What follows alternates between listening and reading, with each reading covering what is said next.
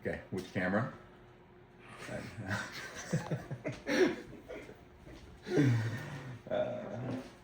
Cool.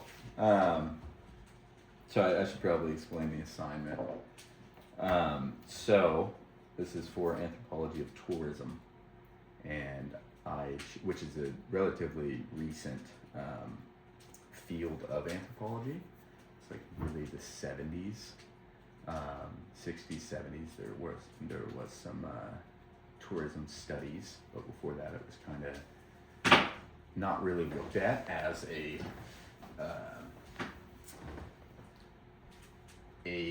not so much an important study, but they didn't really see the authenticity in it, and they thought it was a kind of the host-guest dynamic wasn't really a true its own true relationship, like an authentic relationship. They thought it was staged and whatnot. The word, let's say the word again. What is it? Of what? Of what you're studying? The study of tourism? Yeah. Anthropology of tourism. Anthropology is the study of humans? Yes. Okay. Yeah, there you go. Yeah, probably should break it down like that. Yeah. So anthropology in itself has 4 fields. Okay. You have bioanthropology, which, bioanthropology consists of ancient hominins, but also like modern day forensic studies. That is bioanthropology. And then you have linguistics, the study of language. Then you have cultural anthropology, which I think, anthropology of tourism would kind of fall under that. Mm-hmm. And then you have archaeology. Okay. So what I've been doing, what I plan to do, although anthropology is really attractive to me, just like understanding humans. Yeah, it's pretty cool. Yeah, where we come from, but also modern day. So just anthropology in a field started kind of, it was a white European invention, and it was kind of looking into the broader reaches of the world. And over the course of the years, it's been brought back to, studying within our own cultures and trying to understand things that we do. And, like with tourism, there's this idea of secular ritual, that it's a set amount of time that we we work up towards, we save money for, we plan, we put it on the calendar, and it's a break from our normal lives. Mm-hmm. And so ideas like that come out of studying tourism through the lens of anthropology. Nice. So we were all told to pick a source. My source was Van Stone's Hunters and Fishermen of the Arctic Forest.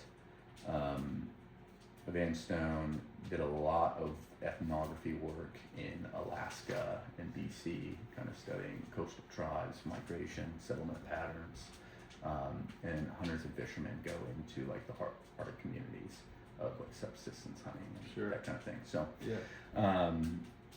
for tourism itself, that's kind of older work that's conducted, field work, but I wanted to do my own ethnography work, and interview you. I really appreciate that. Absolutely. To kind of get a modern vision into what that is, especially in a place like Alaska. Yeah. So just going into introductions, Kate Wilson, Sebastian Rüesch. Yeah. Pleasure to be here. Of SAGA, right? Yeah. Up in Alaska. Yep. Territory. Yeah, I do. I conduct hunts April through May, and then take a break June, July, and then August through pretty much December. Mm-hmm. Okay. Take people out, most of which are just people coming up looking for adventure, not Alaskans, non-residents. Non-residents, yep. Mm-hmm. Okay, so I do want to go into that a little bit. Let's start with how you got into the field, and is that a normal path? For Alaskans, kind of.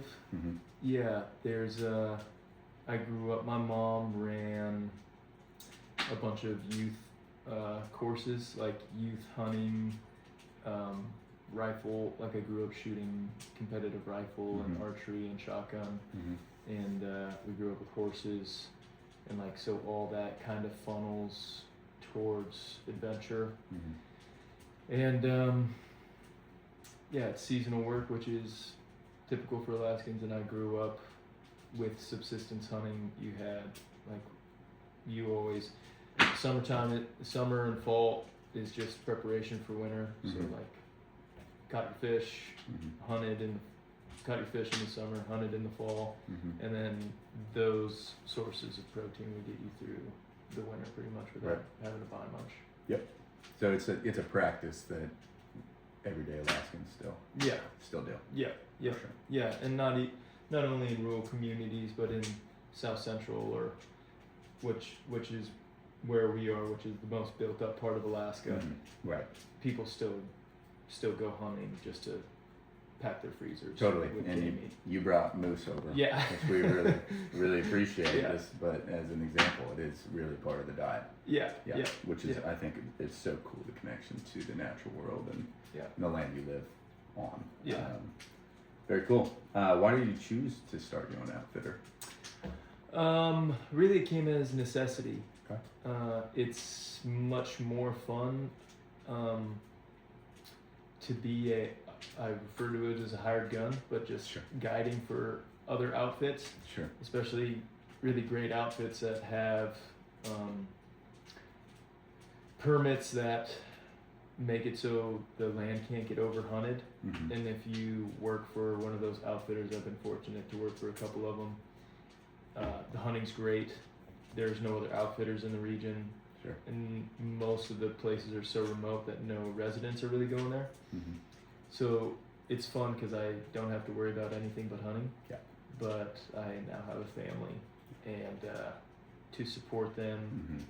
and make the time away Mm-hmm. worth the income, I have to do my own thing. Plus, Sure. it's making me grow, and SAGA, the company, Mm-hmm. is going to be very geared towards tourism and not only hunters, but ice climbers and Sure. mountaineers and Okay, cool. backcountry skiers and snowboarders. So Cool. it'll be and fishermen. So it'll be a 5-service Amazing. Amazing. business. Yeah. And it comes under the umbrella of recreational tourism. And Yeah. it's not really a question of mine, but it is, I think, important to note that it is one of the most growing forms of tourism out there, Yeah. for sure. Yeah, I think people are just kind of tired about, like, everybody. America's pretty wealthy, Mm-hmm. and there's a lot of people who make pretty good money, Mm-hmm. and I think a lot of people are just like, they don't want to go to another tourist town Sure. with like knickknacks, you know. Sure. People are like, really, maybe social media has something to do with it, Mm-hmm. but I don't know. No, I think I like that idea, and maybe it's the thrill of it, Yeah. right? They're It's seeking- new, you know. It's Yeah. adventure. It's just like why tourism started to begin with. Yeah, you know? curiosity. Yeah. Yeah, you gotta, as humans, you gotta branch out, see what's going on in the world. Sure. And Yeah. I think the thrill of maybe the thrill of danger and the Absolutely. break from your regular Yeah. safe-ish life. Totally. You kind of need that. Yeah. Yeah, absolutely. In anthropology, there is a lot of emphasis on host and guest relationships. Do you feel like a host? When people come to Alaska, for Mhm. sure. Yeah, Yep. for sure. Definitely. Mm-hmm. Yeah. Sometimes I'm a little bit cautious of it, where I'm like, I'm so proud of where I come from that Sure. it's like,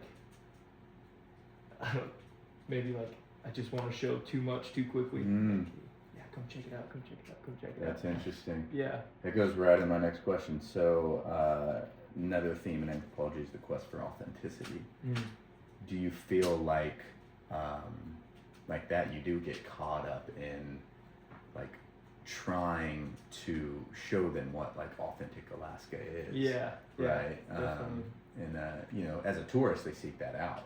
Right. They seek that out. But it's been interesting in this class. I've learned a lot. So people still go to Disneyland. Right. So is that not authentic? That experience, The- right? The Is there- experience probably is. but it yeah. is staged. Right. So it's just Stage experience. yeah. Yeah, it's weird. I think for adventure, it's weird because when a guest comes, I try to condense what they're experiencing. It's taken me, let's say, a couple decades Mm-hmm. to like experience these amazing parts of Alaska. And then somebody comes up and like, oh, I got exactly what you want. But it might be a little bit too big of a jump too quickly. Sure. Because they didn't have all the build up. You know, Sure. they didn't grow up here. They didn't have like little mini adventures. Sure. And then you take them on like the most hardcore. Sure. So like I'm up here with adventure, and Yeah. somebody's just visiting, and it's like, whoa, that's Yeah. Do you feel like they pretty could even committing. they can even appreciate it, or because they I think it it's might maybe, be a little bit overwhelming. Yeah, and maybe Yeah. it's not even like they don't even know how it's, you know, Yeah. if they haven't Yeah. had the little adventures, Right. the little hikes up the mountains, Yeah. they don't understand like what going through a pass Yeah. is about to Yeah. go seek out. Yeah. The depths of it. Yeah, exactly. That's really interesting. And also, it made me think about the natural world being a big enough stage that authenticity kind of comes with Yeah. nature, Yeah. because it For sure. presents itself in a different way. Yeah. Which- Yeah, you can't stage that. Yeah, you can't stage it, right? Yeah. And I think for like the tourism around big game hunting, it's like that must be a huge part of it, if the animal even presents itself. It's so funny. It's so Yeah. funny that you say that, because as humans we like. Well, I'm a dad now. Sure. And a husband, and so like, you have to have a schedule, and if things like you just have to have these things, and most of the people that can afford to come big game hunting in Alaska are pretty successful and like very regimented, Right. or they got people that can run their business in a regimented way. And so it's difficult, it's very humbling for the guide and for the client to be out there, and you just have to keep the faith that you're doing the right things, and that you follow a script to a degree, because there are right and wrong things to do, I think, in everything, but in hunting especially. Right. So like if the wind's wrong, or if the weather's like, if everything doesn't line up, it's like, well, we just have to wait. Really And that not is doing it. something that we don't have to do very often Right. in this country. You don't have to wait for almost anything. No, it's convenient. It's It's convenient convenience. based. Yeah. And I think that's what I think type 2 fun hunting definitely is. It's not, oftentimes it's very frustrating. Yeah. It's very challenging. Mm-hmm. And then when it ends, and after you've had a while to digest it, it's like, man, that was a great time. Yeah, But you can't, I don't think most people think about it long enough to be like, yeah, the part I enjoyed the most was not being able to do what I wanted to do. Right. Sure. But Yeah. I think it's part of it. I think it's part of it for sure, because you hear about people reined in their tents, Yeah. you know, for days. Yeah. But then it's like, it's kind of, you get a little silly, Yeah. you know, you It's read a silly. book, Yeah. it's part of the experience. When are you ever forced to rest? Yeah, right. Yeah, right. That was a really good point.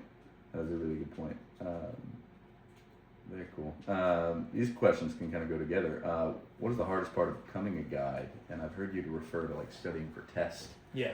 Like, what does that entail? So the hardest part about becoming a guide is probably getting with the right person who's willing to teach you how to guide. Okay. I've been very fortunate working for the outfitters that I have that have painstakingly brought me along on trips, because at first, I was a loss. Monetarily, I was a loss for businesses, because they had to pay me. I was another person in hunting camp, so another person to feed. It just takes a little bit more logistics. Like, Alaska's all about logistics, and bush flights aren't cheap. Good point. Food The isn't planes, cheap. yeah. And Yeah. yeah, so it really is like pretty committing for an outfitter to employ a packer, and that's what you start out as, is a packer. Right. And you're pretty much there to like help set up tents or carry stuff for the guide or for the client. Yeah, you're really there just to learn. Right. It's like a paid internship essentially. Right. And then so yeah, you're a packer, an assistant guide. So there's a packer, assistant guide, registered guide, which is when you get certified to sign hunt contracts. Like if you wanted to come hunt, let's say a brown bear, You can't hunt brown bear in Alaska as a non-resident. So you'd have to find a guide. I'd be a guide, and then I can sign a hunt contract that gives you the license to pursue a brown bear, but I have to be with you. Right. And then there's a master guide, and that's a person who's been a registered guide for 15 or more years and has like 60 positive referrals and no game violations. So that's just paperwork. There's no test for that. Sure. And then Alaska has 26 hunting units, game management units, GMUs, and each of those is also a test. So you have to take your registered guide test, and then you have to take your game management unit test. Okay. So, and as an assistant guide, so packer, you don't need any paperwork. You just need a Alaska hunting license. Assistant guide, you have to turn in some paperwork, but you need a registered guide to validate your time in the field. So I just need to sign off on some papers for you. Sure. And then the registered guide is a big test. Yeah, big test. Yeah. And you have to understand like wildlife and zones and all of that. It kind of seems like 26 zones. It's like I think there's 50 something in Oregon. So it kind of is surprising it's low. But do you think I'm curious, like with subsistence hunting and like native community laws, are there like certain parcels of land that are just preserved for that type of hunting, or? Yeah, they just have different regulations. Okay. So in the regs book, there's subsistence, and the guide management units in Alaska, the units, they're huge. They're probably, some of them are probably as big or close to as big as Oregon. They're like just massive parcels of land. But Alaska's so vast, and a lot of it's pretty unhuntable. It's just like swamp, nasty, brush, choked. Mosquitoes out there. Yeah, for sure. But subsistence, like we live in a place that we don't qualify for subsistence hunts, but if we lived in, like, let's say Bethel, which is way up north, then the hunting laws are,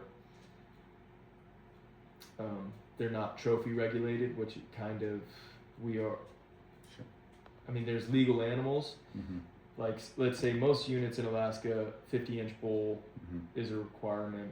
You can't harvest any bull under 50 inches, or without 2 or 3 brow tines, whatever that unit is. But a guide, you have to harvest most of the time. It's got to be 60 inches or better. Oh, interesting. So, it's like a client comes, they pay a lot of money. You're not getting them just a legal animal, you're getting them a trophy animal, which means they're super mature. It's the best thing for the population to take a mature animal. That's a really interesting thing that I think a lot of people don't understand. Yeah. It's that the trophy animals, it's not about getting the antlers. Yeah. You're actually helping the population. Yeah, for sure. Yeah.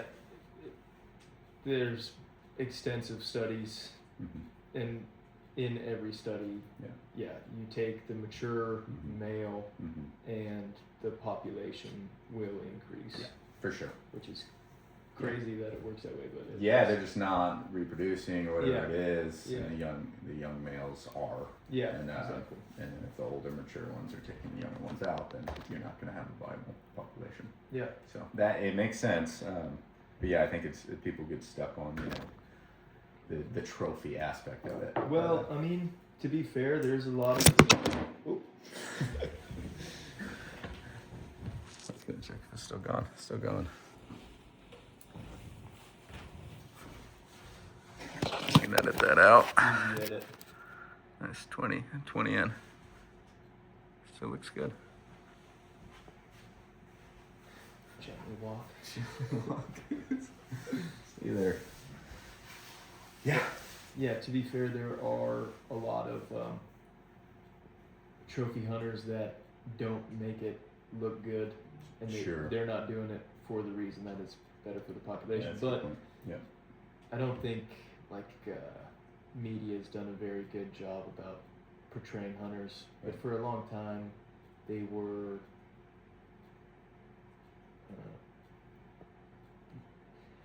It's like saying that trophy hunting's no good because you want the biggest and the best. Sure. But that would be like saying to a guy that can afford really nice cars, like, well, driving nice cars is no good because Sure. you're just a jerk driving a nice car. Sure. It's like you're a jerk with a huge moose. Yeah. Sure. Well, Yeah. that logic doesn't really carry. It doesn't apply across Yeah. Yeah. Fair. For sure. Some people are jerks. Yeah. Gosh. Okay, I can just hold it. I don't know why this now started following you. That seems like it's super solid. That looks super solid. Cool. Yeah, agreed. Kind of goes into who is your typical client?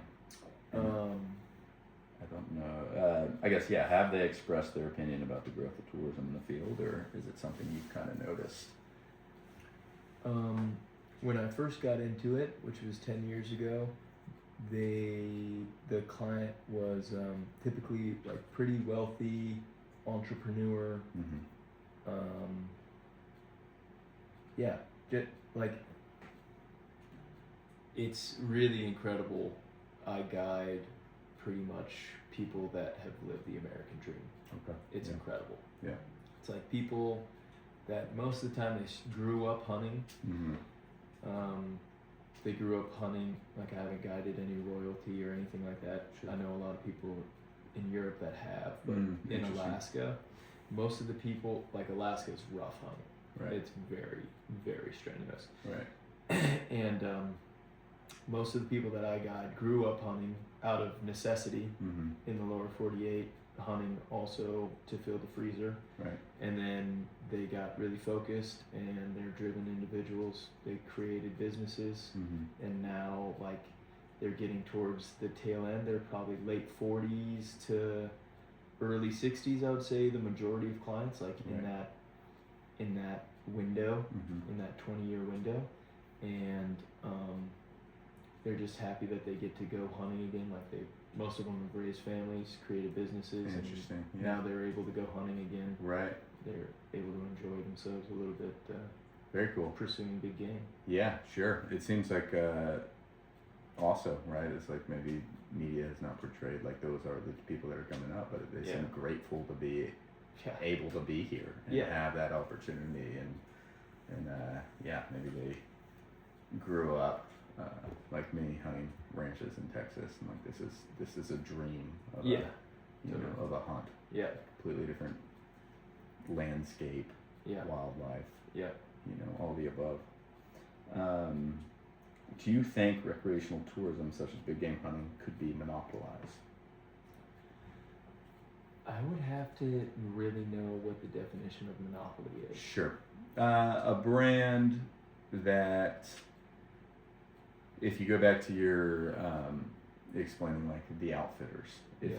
one name of if one name of, let's say, an outfitter got so popular that they could afford many guides, many people, many planes, everything Yeah. was under the same umbrella. Got it. Mm-hmm. There are guides that pretty much, well, in short, no. Yeah. You can't. Yeah. Because as a guide, you're limited to 3 guide management units. That's great. And Yeah. I have to like be that. in the unit Hmm. to sign a contract. Hmm. So, or an adjacent unit. Like we're in unit 14, so I could sign if I was doing a hunt here in 14, Mm-hmm. I could have an assistant guide or another registered guide working for me, let's say in 16 across the inlet there, Right. because we're in an adjacent unit. But Mhm. I can't be up north in the Brooks Range Sure. and have a hunt going in the Alaska Range or something like that. Right. So, no, Alaska's regulated to a point that it's the game's seasonal, Mhm. and so if you have 3 guide management units that you can sign hunt contracts for, Mhm. you have to bounce in between those 3 for the best seasons for the best game, like bear, moose, goat, you know, sometimes you have to bounce around the state to get Sure. the best season at the, Interesting. for, you know, Sure. most of the time it's during the rut. Sure. Yeah, and yeah, you mentioned, but like bear can be earlier May, right? Yeah, yeah. And There's then 2 seasons for there's bear. 2 seasons for bear. Okay. Yeah, typically. Okay. And then we go August, for like ram or. Yeah, August August for ram, stall sheep. Mm-hmm. August, September. Most parts of the state, it's August 10th through September 20th. Hmm. It's a 30-day season. Okay. And then moose is after that. Mm-hmm. And then it rolls right into October bear season. Yeah. Cool. Okay. Yeah, tourism. The tourism of big game hunting is interesting because it's not like, oh, it's July, let's go to Alaska to go hunting. Mm-hmm. Well, you could. There are parts of the state where bear is open, Mm-hmm. but nothing's really open, and I think it's pretty educational for tourists actually to plan a hunt Mm-hmm. or to plan an expedition, Mm-hmm. because like you can't just go. Right. Again, it's not convenient. It's Right. like, Right. Nor yeah, should the it be. weather will probably be pretty bad. Right. It's like Mm-hmm. you hunt the shoulder seasons Yep. because the hides are better, or this is when they're rutting. Sure. So yeah, it's interesting. Yeah. I feel like it actually protects what is, the relationship to wildlife. For sure, That yeah. you can't monopolize it, and you can't. There's still laws that kind of keep you within Yeah. a realm that's healthier for the environment, which I think is super. I think it's important. That's cool. Yeah. It's cool to see. Yeah. Do you emphasize the importance of wildlife conservation, and do your clients understand that importance? Yeah. Okay. Yeah. Cool. They do. I think most of them, like I said, grew up hunting, Sure. and a lot of them go on multiple hunts a year. Mm-hmm. And so they understand that, even if it's legal, you wouldn't shoot a cow or an immature male Mm-hmm. or a calf Sure. just to shoot something. Mm-hmm. Like you have to have a selective harvest Sure. just for the promotion, or just for the health of the Sure. herd, or Sure. yeah. Yeah, and I think Alaska is.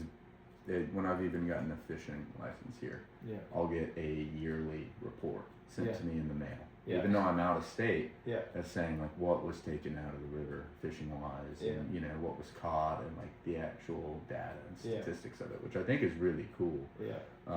in a really important way. I think for outsiders to see game management, Yeah. It's a big wildlife deal. management. Yeah. It's a big deal. Big Yeah, deal. it's a thing of pride too. Yeah. Yeah. For sure. Which I think is very cool. What do you think the biggest impacts of tourism in relation to big game hunting are?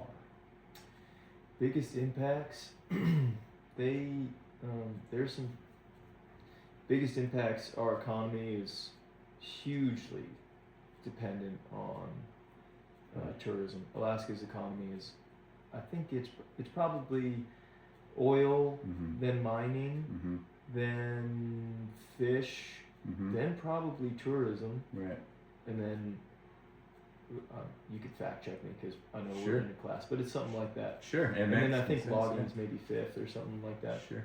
Yeah. But tourism's a really big deal. Right. It's a really, really big deal. Yeah. I mean, I was even thinking cruise Yeah, liners. cruise liners are Yeah. huge. You have a ton of seasonal employees. Mm-hmm.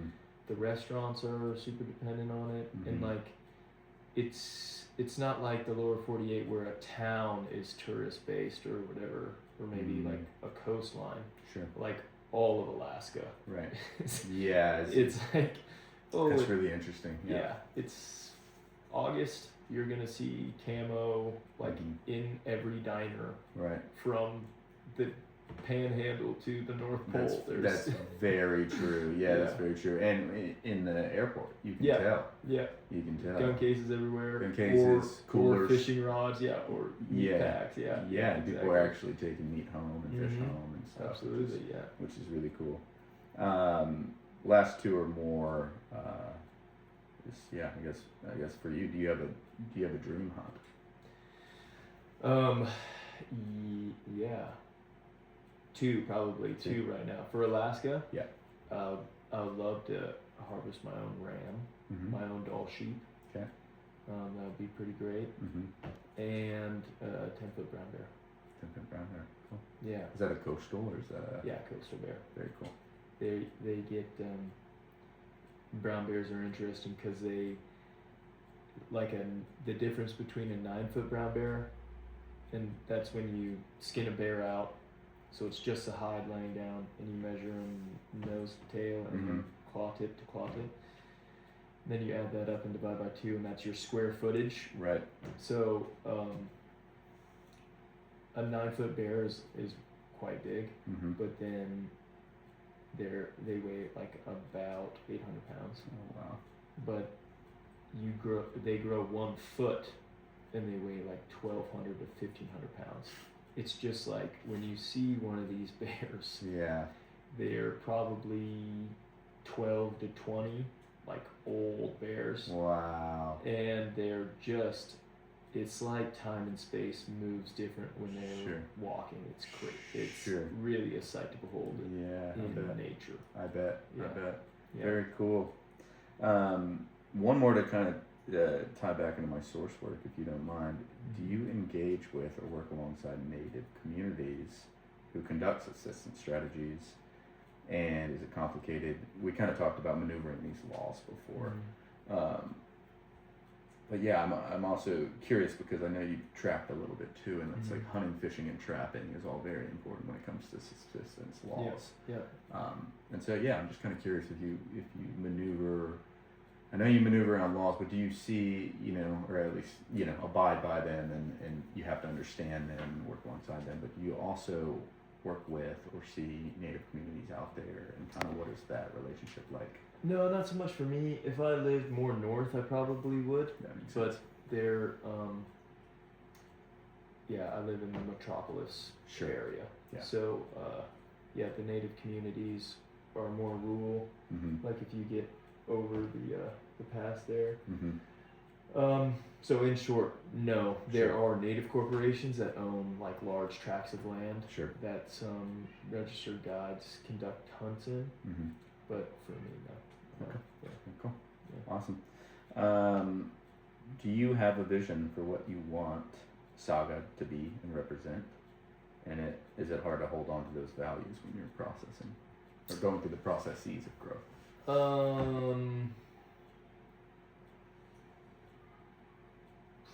No, it's not. Okay, yes, I do have a vision. Yeah. I want to create a company that gets people.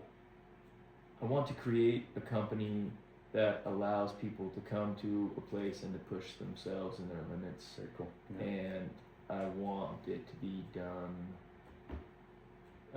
I can't rush that process Mhm. because I have to be super legit, and I have to have paid my dues to be able to get people to the places they want to go safely.